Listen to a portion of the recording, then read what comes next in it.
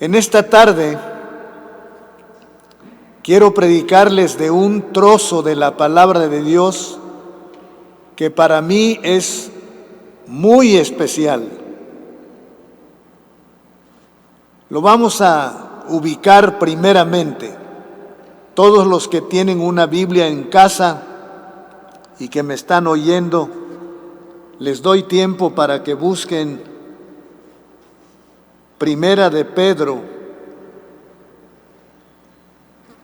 la primera carta del apóstol San Pedro, el capítulo 3, la primera epístola o carta del apóstol San Pedro, capítulo 3.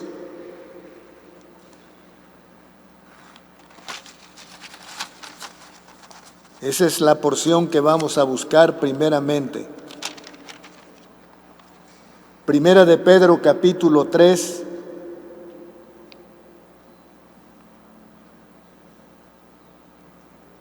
Capítulo 5, disculpen.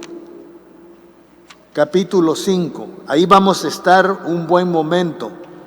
Si tiene algún marcadorcito de alguna forma, un bolígrafo o una tarjetita o algo pequeño donde marcar dónde está usted para que no lo esté perdiendo a cada rato, porque es una epístola cortita y que abarca 2, 3 hojas, y si la pierde uno, tarda uno un minuto más o menos en volver a recuperar dónde estaba la cita.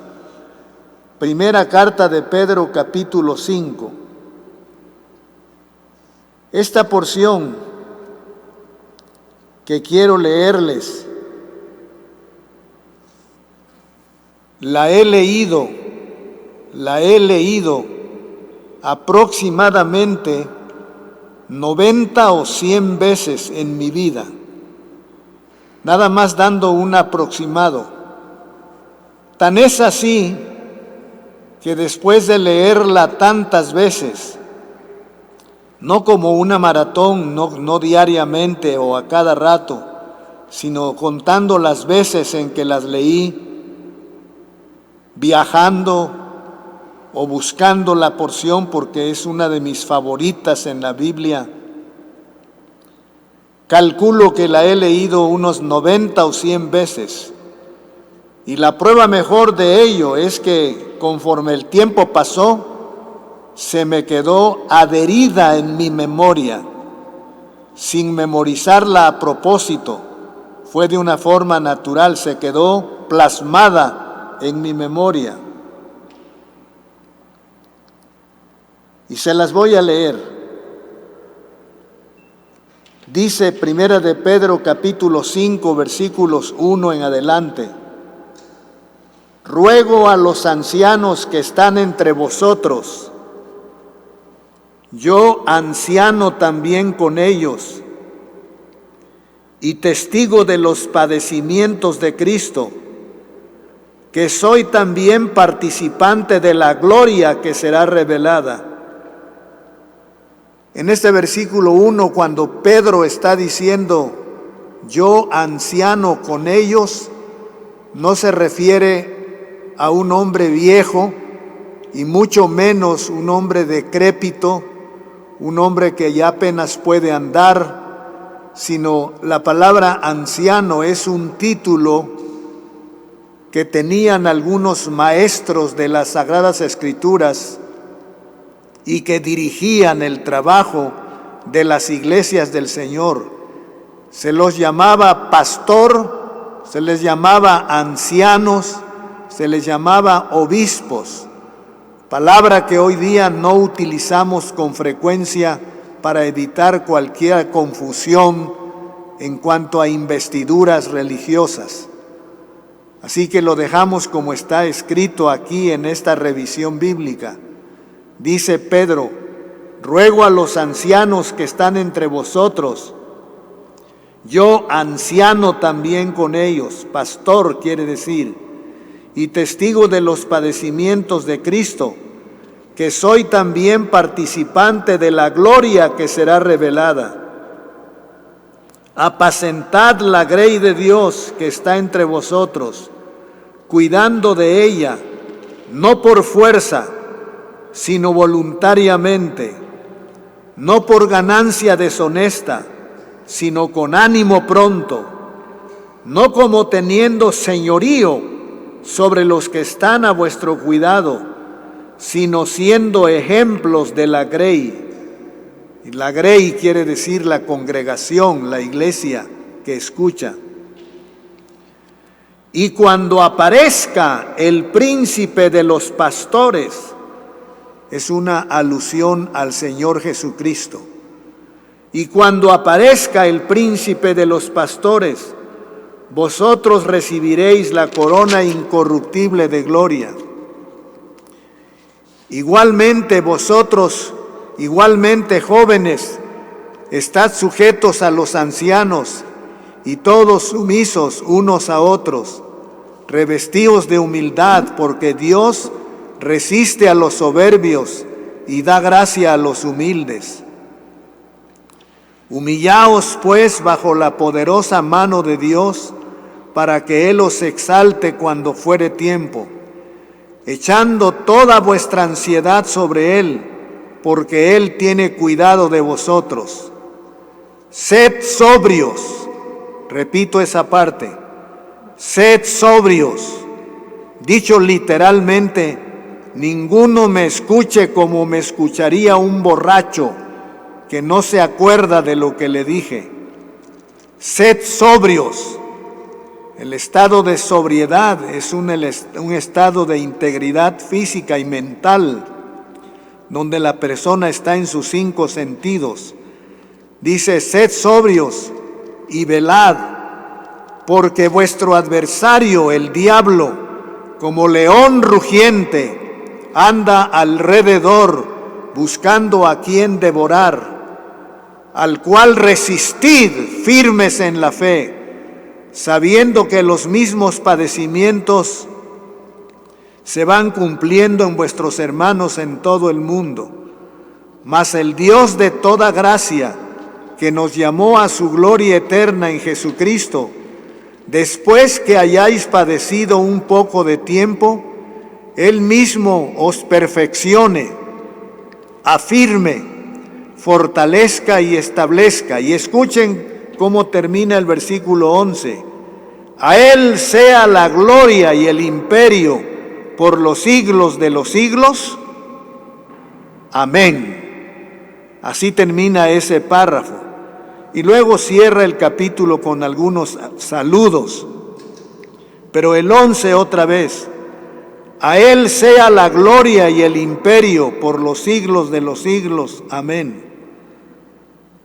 No sé si se dieron cuenta, pero cuando viene Pedro escribiendo todo lo que leí y llega a este punto del versículo 10, cuando dice, mas el Dios de toda gracia, que nos llamó a su gloria eterna en Jesucristo, después que hayáis padecido un poco de tiempo, Él mismo os perfeccione, afirme, fortalezca y establezca.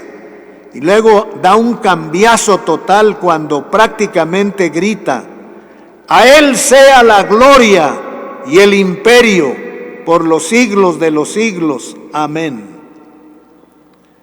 Quiero que sepan, hermanos, que en la Biblia, en el Nuevo Testamento, hay bastantes porciones como estas, donde después de expresar las enseñanzas y las verdades emocionantes de la palabra de Dios, hay un canto de victoria cortito, hay unas palabras que se salen de la tangente, que se salen de lo común, que se salen de lo formal, de lo que se viene diciendo.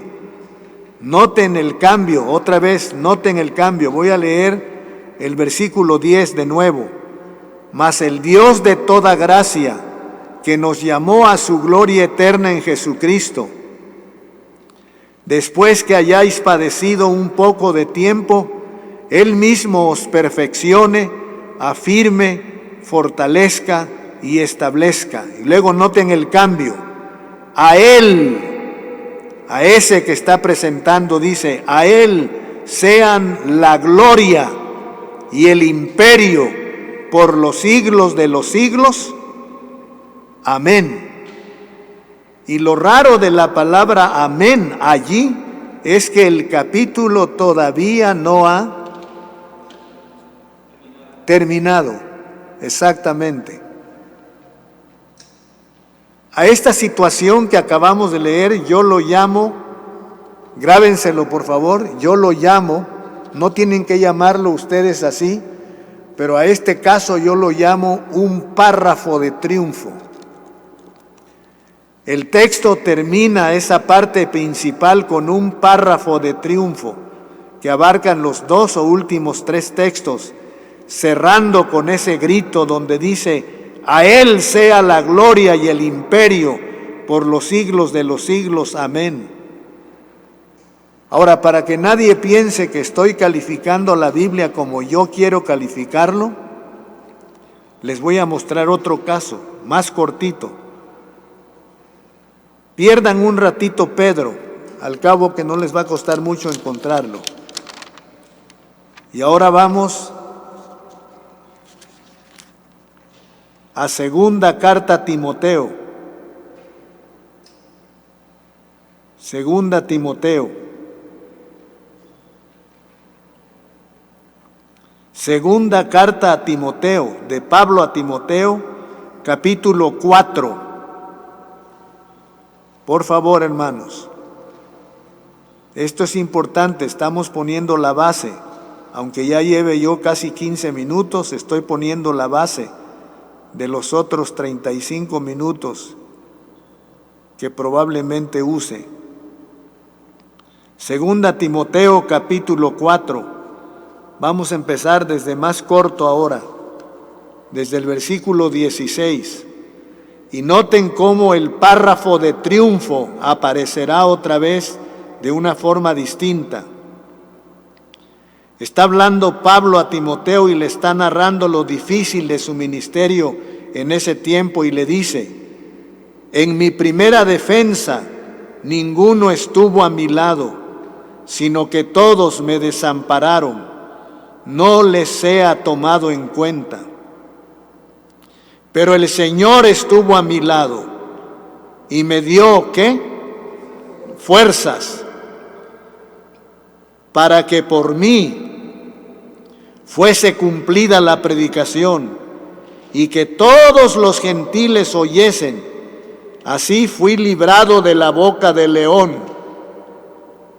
Ahora vean el párrafo de triunfo.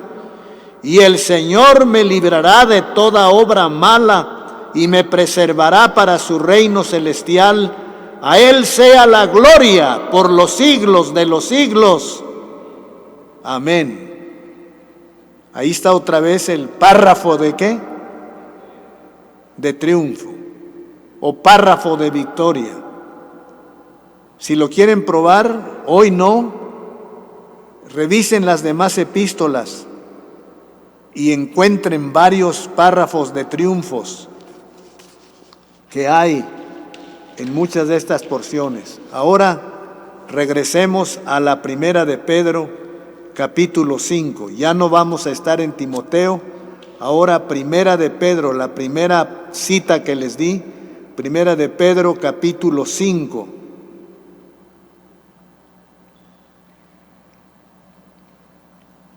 ¿Lo tienen, hermanos?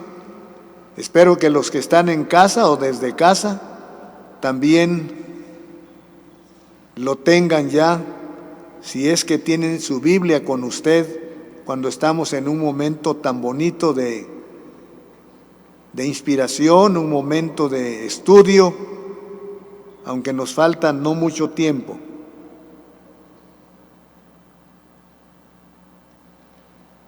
Yo les conté algo de esta porción, a ver si se acuerdan todavía.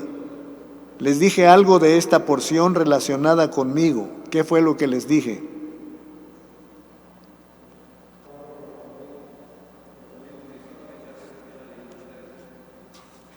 ¿Cómo?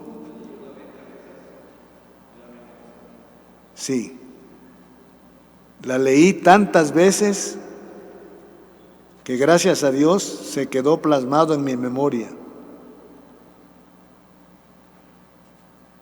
A veces me tienes que dar un arranque, me tienes que decir ruego, la primera palabra, y luego ya le sigo.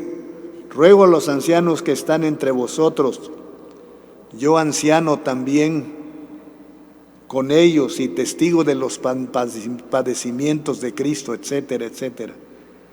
Luego en el 4, y cuando aparezca el príncipe de los pastores, vosotros recibiréis la corona incorruptible de gloria.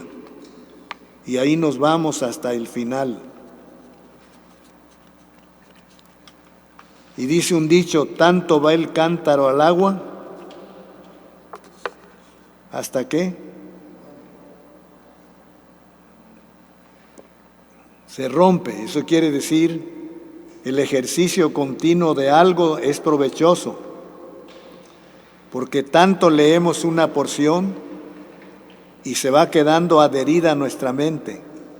Por ejemplo, cuando tú leíste aquella ocasión, Señor, tú nos has sido refugio de generación en generación, antes que formases la tierra y el mundo y el siglo, desde el siglo y hasta el siglo tú eres Dios. Vuelves al hombre hasta ser quebrantado y dices, convertíos hijos de los hombres. Y ahí va todo el Salmo 90, más de 14 versículos. Es preciosa la palabra de nuestro Dios. Y vean cómo empieza este capítulo.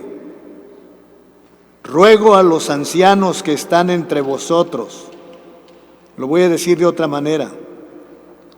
Suplico a los pastores que están trabajando actualmente en tu congregación. Y luego dice, yo anciano también con ellos. Eso quiere decir, yo como pastor los entiendo. Y testigo de los padecimientos de Cristo. O sea, yo vi la crucifixión. Yo vi el suplicio por el que mi Señor pasó. Está diciendo Pablo. Luego sigue, que soy también participante de la gloria que será revelada. Me va a tocar sin duda ver la venida de Cristo esplendorosa también, quiere decir. Y luego después de ese saludo, en el capítulo 5, versículo 1, da un mandamiento en el versículo 2. ¿Qué le dice a todos los pastores a quienes se está dirigiendo? ¿Qué les dice? Faltaron dos palabras. Gracias. Apacentad la grey de Dios,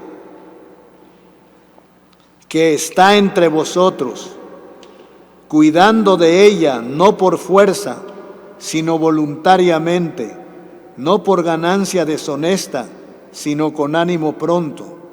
Déjeme decírselos parafraseado. Pastoreen al grupo que tienen delante de ustedes. Aliméntenlos como a las ovejas se alimentan en el campo. Apaciéntenlas. Apacentad la grey de Dios que está entre vosotros.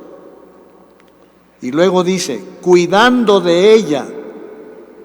Por eso al trabajo de pastorear se le llama cuidado pastoral. Dios ha puesto bajo el cuidado de 7 pastores en esta iglesia a una congregación que para nosotros es preciosa y es enorme y requiere mucha delicadeza, mucho trabajo, mucha oración, mucho estudio de la palabra, mucho tiempo de nuestra parte y atención. Me gusta la palabra cuidando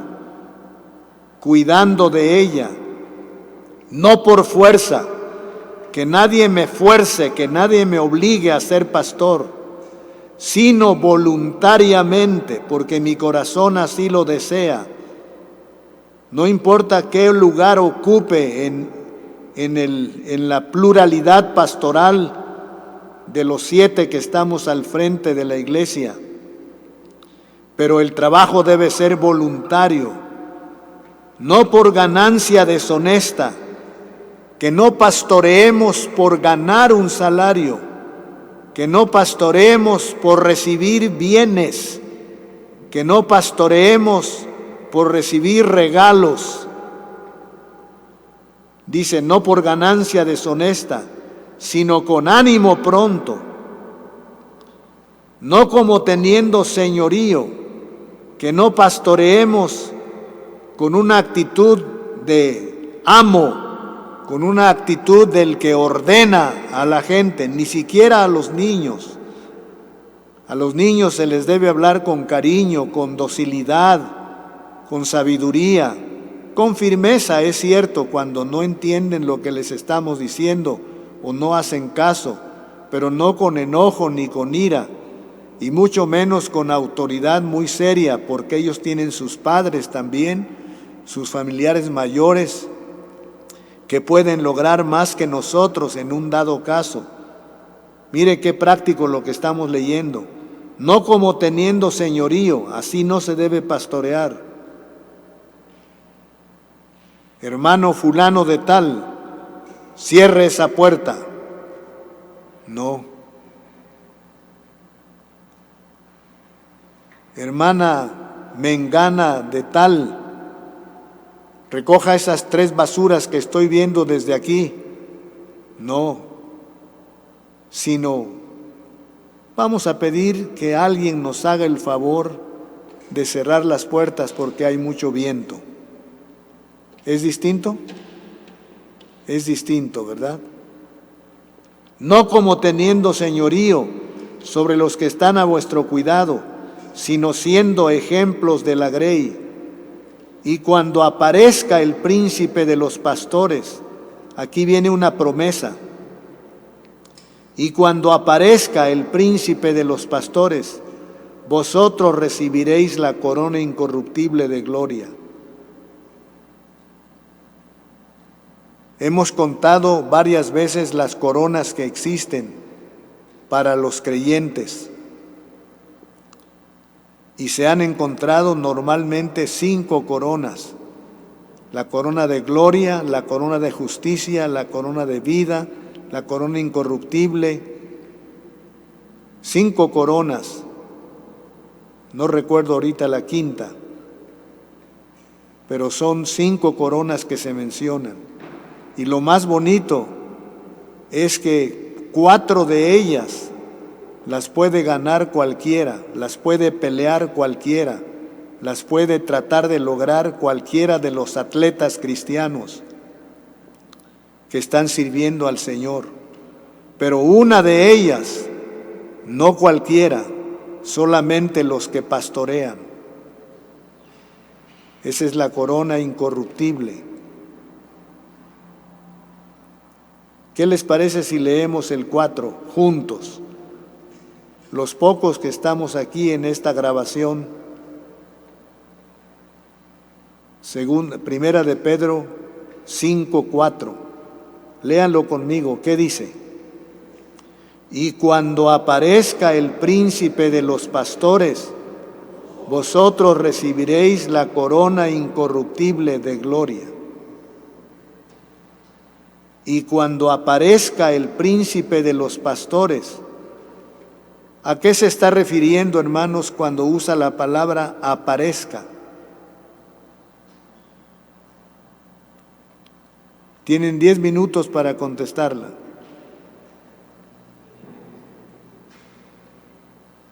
¿A qué, hermano? A la venida de Cristo.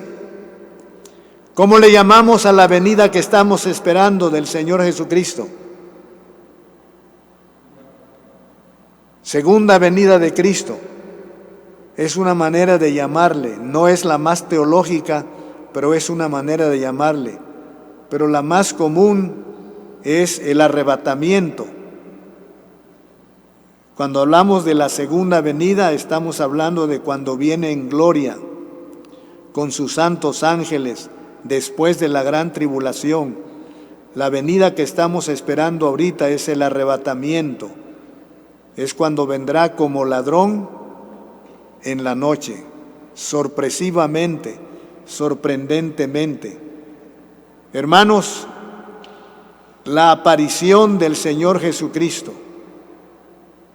Debes saberlo y debes contarlo a los demás, que Cristo tuvo más apariciones que los supuestos santos o imágenes han tenido, que se cuentan nada más como puro cuento, que han tenido apariciones de hombres, que se apareció San Pedro, que se apareció San Pablo, que se apareció San Tadeo, que se apareció quién sé yo y qué sé yo. Pero cuando hablamos de Cristo podemos decir con toda firmeza que en primer lugar Cristo se aparece la primera vez cuando nace en Belén de Judea. Cristo se aparece la segunda vez cuando aparece después de la muerte de cruz en su resurrección. Y Cristo aparecerá la tercera vez cuando venga en el arrebatamiento.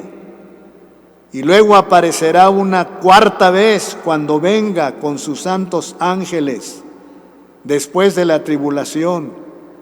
Y luego aparecerá otra vez para reinar eternamente por todas las edades, por los siglos de los siglos. Así que nuestro Señor es el que tiene la victoria en apariciones. Y la vez que apareció con más significado fue cuando nació para morir, para dar su vida en rescate por nosotros. Y aunada con esa, la resurrección, cuando apareció resucitado de entre los muertos. Y el triunfo, más que lo que les había leído de esos párrafos que son triunfales, es cuando venga como Rey de Reyes y Señor de Señores. Por eso quiero leerles otra vez el versículo 4 de Primera de Pedro 5. Cuando aparezca el príncipe de los pastores, vosotros recibiréis la corona incorruptible de gloria.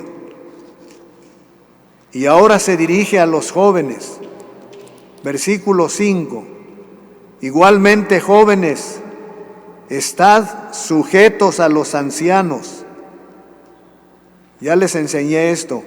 ¿A qué se refiere cuando dice jóvenes, estad sujetos a los ancianos? ¿A qué se refiere, hermanos? ¿Puede contestarme en voz alta alguien?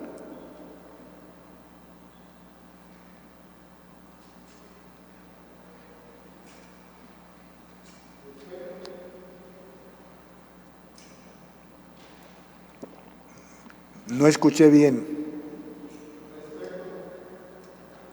Sí, a la naturaleza de la obediencia, sí.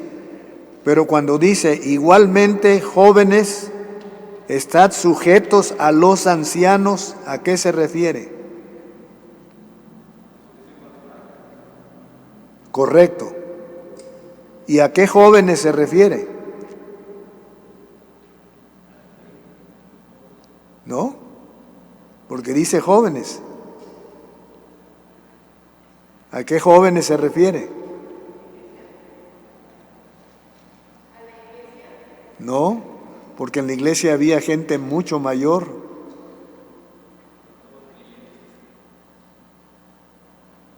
Cuando dice jóvenes se refiere a los jovencitos. Ya ve que uno se le hace más difícil, pero está sencillo. Sí, está hablando a los jovencitos, igualmente jóvenes. Estad sujetos a los pastores, a los ancianos, y todos sumisos unos a otros.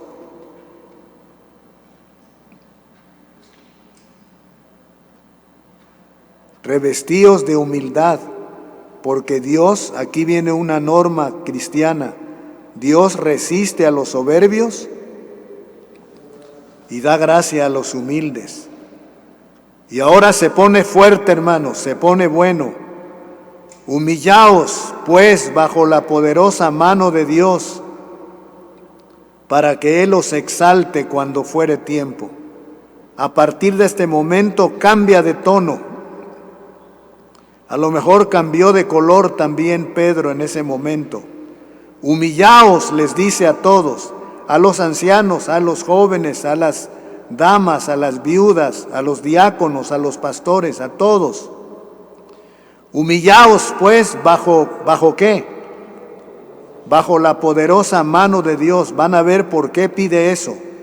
Humillaos pues bajo la poderosa mano de Dios, para que Él os exalte cuando fuere tiempo, echando toda vuestra ansiedad sobre Él, porque Él tiene cuidado de vosotros.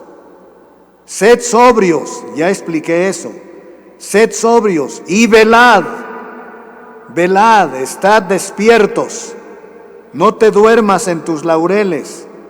Sed sobrios, no estés borracho, no estés fuera de tu juicio. Y velad, estad despiertos, porque vuestro adversario, el diablo, como león rugiente, anda alrededor buscando a quien devorar. Aquí el apóstol Pedro les suelta una verdad universal, una verdad bíblica, una verdad eclesiástica, una verdad que nosotros por experiencia conocemos, porque ya hemos tenido la triste experiencia de caer en tentación y lazo. Por eso vale la pena leer otra vez esta porción, se las quiero leer, el 8. Sed sobrios y velad, porque vuestro adversario, el diablo, como león rugiente, anda alrededor buscando a quien devorar. Doy algunas consabidas razones por las cuales conocer bien este texto. Es uno de los textos más fuertes contra las advertencias, con las advertencias de la tentación, de las tentaciones, hermanos. Y estoy hablando de las tentaciones carnales, de las tentaciones groseras, de las tentaciones léperas, de las tentaciones terribles que vienen a nuestra vida. Tan terribles como las que Cristo experimentó cuando después de 40 días y 40 noches de no comer alimento, Satanás se aparece y le dice: si eres hijo de Dios, di que estas piedras se conviertan en pan. Y la sola palabra pan dejó tambaleando al Jesús hombre, que tenía 40 días y 40 noches de no probar bocado físico. Pero resistió la tentación cuando le contestó a Satanás: escrito está también, no solo de pan vivirá el hombre, sino de toda palabra que sale de la boca de Dios. Y aquí está una advertencia, hermanos, para mí y para ustedes. Sed sobrios y velad, porque vuestro adversario, el diablo, como león rugiente, anda alrededor buscando a quien devorar. Cuando se presenta a Satanás como un león rugiente, se está usando la ilustración del circo romano, donde tenían a los leones hambreados, los tenían encerrados, a los más agresivos, y cuando iban a matar a los cristianos, los ataban, los amarraban o los dejaban sueltos en la arena y soltaban a 2 a 3 tigres de Bengala o leones, felinos terribles, hambrientos, para que los descuartizaran y por supuesto para que dieran cuenta de ellos. ¡Qué terrible! Y esa comparación usa Pedro.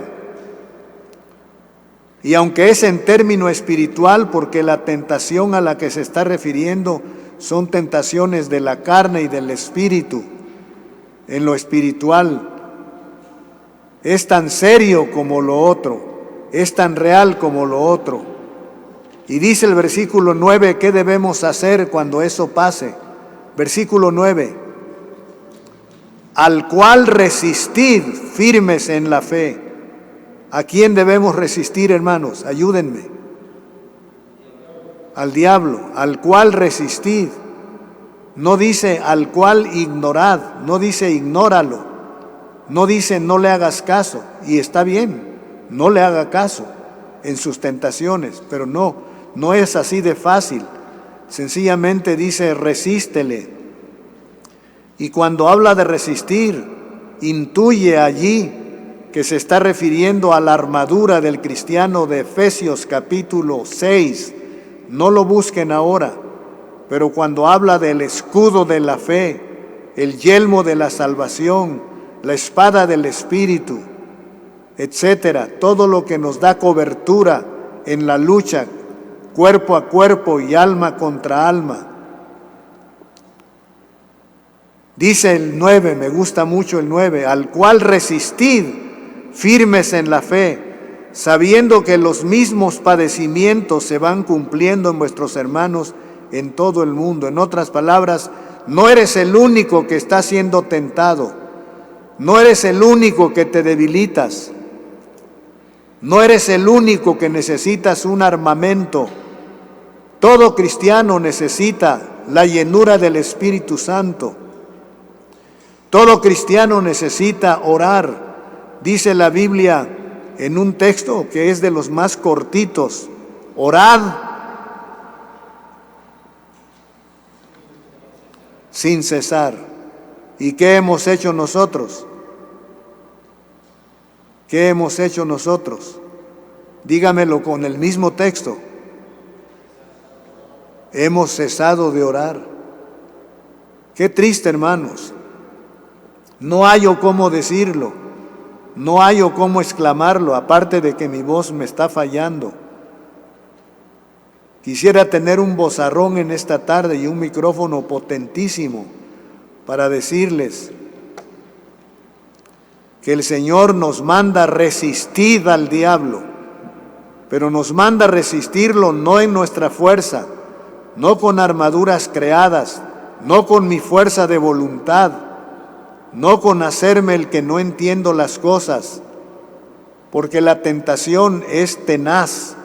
Él tienta día y noche, Él tienta en los diferentes campos, tienta con el temperamento, tienta con el sexo, tienta con el desear posesiones, tienta con el odio, tienta con la falta de perdón y tienta con pecar a todas horas. Y Él no está jugando.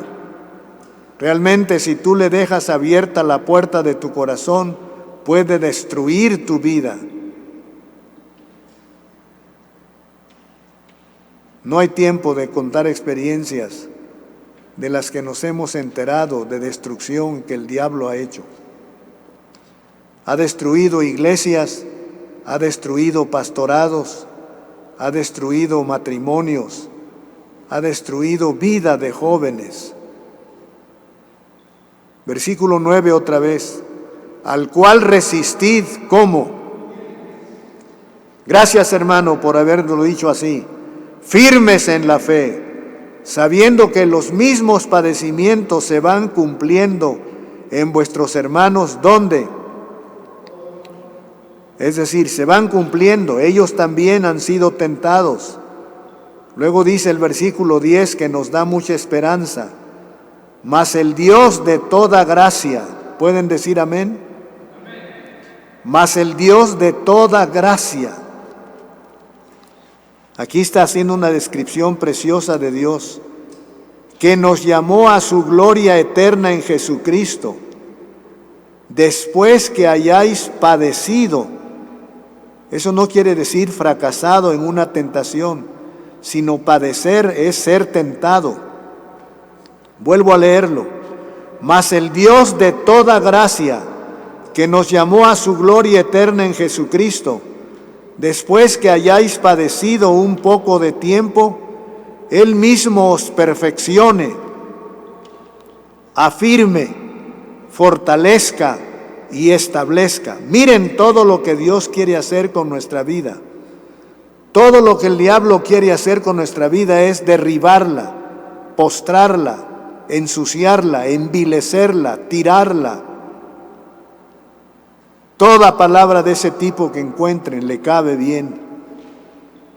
Pero miren lo que Dios quiere hacer con nosotros. Mas el Dios de toda gracia, que nos llamó a su gloria eterna en Jesucristo, después que hayáis padecido un poco de tiempo, Él mismo os perfeccione, afirme, fortalezca y establezca. ¿Qué quiere hacer con nuestras vidas? Quiere perfeccionarla, quiere afirmarla, quiere fortalecerla, quiere establecerla, que no se mueva. Y luego viene, ¿cómo llamamos a ese texto? ¿No se acuerdan? El párrafo de la victoria. A Él sea la gloria y el imperio por los siglos de los siglos. Amén. Hay muchas frases de estas, hermanos, y yo se las recomiendo. Tómelas, son bíblicas, y úselas. Cuando acabe de orar y usted vaya a decir, te lo pido en el nombre de Jesucristo, no se conforme con decir solo eso, y solo eso es suficiente, porque Él dice, todo lo que pidieres en mi nombre yo lo haré. Pero usted puede decir, Señor, todo lo que te acabo de pedir te lo pido en el nombre de Jesucristo, a quien sea la honra y la gloria por los siglos de los siglos. Amén. O puede decir, te lo pido en el nombre de Cristo, a quien pertenece la gloria y el honor. Usted dirá, eso es adornarse. Pues adórnese espiritualmente, porque esas son verdades con las cuales loamos y adoramos al Señor. Quiero terminar regresando al versículo 8 y que lo leamos como una advertencia muy seria y que nos vayamos con eso en mente. Todos juntos, el versículo 8, ¿qué dice?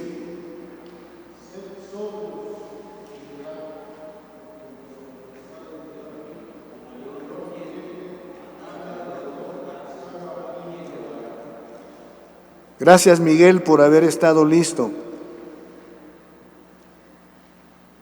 Gracias, hermanos santos, por seguir. Y gracias a los que despertamos después. Vamos otra vez, el versículo 8, es una advertencia. ¿Qué dice?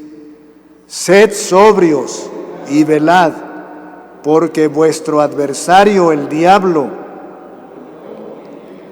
anda alrededor buscando a quien devorar. Ahora, para leer el versículo 9 con autoridad, ¿cómo lo leerías? Con autoridad, con fuerza, sin temor, no leyéndolo enclenquemente, sino cómo lo leerías, lo mejor posible, con la mejor voz que te haya dado Dios esta tarde. A ver, quiero oírlos. El versículo 9, otra vez, más fuerte que antes. ¿Qué dice, hermanos? Firmes en la fe, que los mismos padecimientos se van cumpliendo en vuestros hermanos en todo el mundo. Sigan. Mas el Dios de toda gracia, que nos llamó a su gloria eterna en Jesucristo, después que hayáis padecido un poco de tiempo, Él mismo os perfeccione, fortalezca y establezca. A Él sea la gloria y el imperio por los siglos de los siglos. Amén. Yo les voy a dar un ejemplo y usted puede agarrar otro ejemplo y decirlo así como yo lo dije. Un ejemplo de lo que podemos pedir al estar orando, que viene del texto 10. Y el texto 10 dice, mas el Dios de toda gracia, que nos llamó a su gloria eterna en Jesucristo, después que hayáis padecido un poco de tiempo, Él mismo os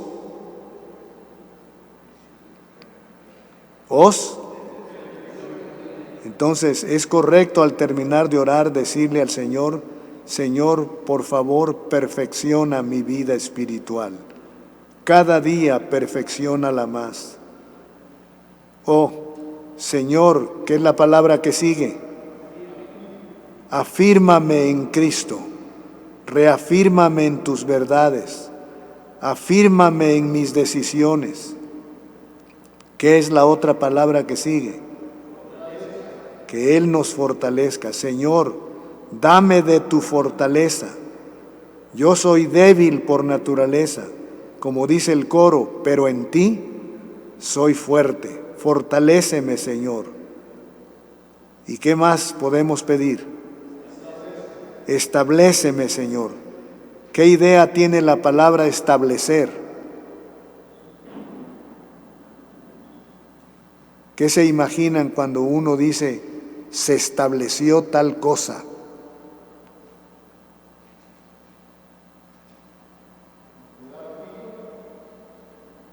Más fuerte, hermano. Correcto, como un poste. Un poste se establece, una columna se establece profundamente y hacia arriba se establece. ¿Cómo quiere Dios vernos entonces? Terminemos ya. ¿Cómo quiere Dios vernos? Primeramente quiere vernos perfeccionados, esa es la palabra, no perfectos en el sentido de cómo lo es Dios, pero perfeccionados. ¿Qué más?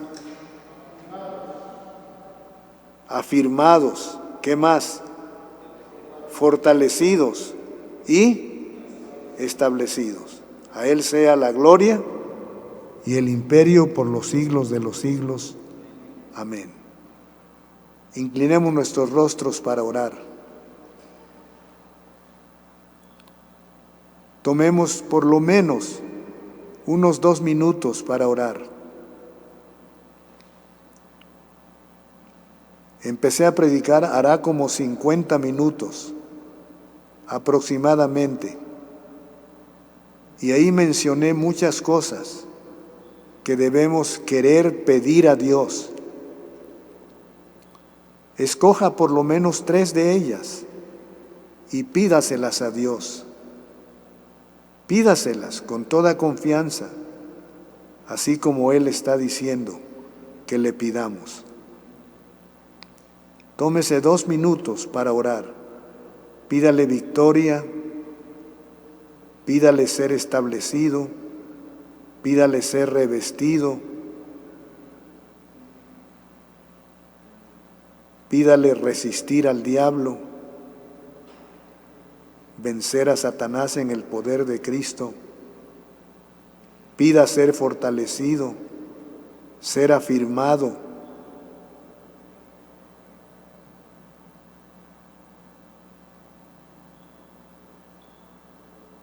Y luego dele la gloria y la honra a Él.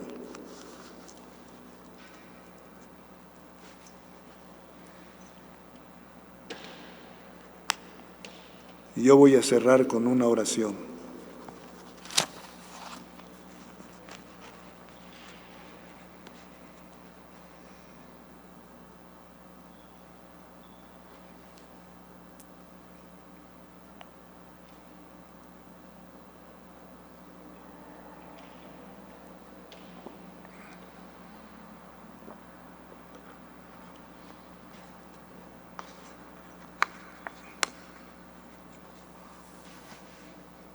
Padre nuestro, gracias por ser nuestro Padre Celestial. Gracias por tus promesas. Gracias por tu fuerza. Gracias por tantas verdades bíblicas que pudimos leer y explicar esta tarde. Pero ayúdanos a llevarlas a la práctica, Señor, a la práctica. Ayúdanos ahorita mismo a tomar decisiones en nuestro corazón. Y enséñanos a darte la honra y la gloria, como esos párrafos de victoria que te dan la honra y la gloria por lo que tú has hecho por nosotros. Gracias por ser más poderoso que el maligno. Gracias por haberlo derrotado en la cruz del Calvario. Y gracias por habernos concedido, según Colosenses capítulo 2, esa victoria como nuestra, sin que nosotros la hayamos peleado, sino tú. Danos una victoria continua contra el maligno, Señor, y ayúdanos a ser instrumentos de justicia. Gracias por este grupo de hermanos que siempre están presentes para conducir estas reuniones y trabajar para que los hermanos en casa tengan la enseñanza de tu palabra. Gracias por hacer lo que nosotros no podemos hacer, Señor.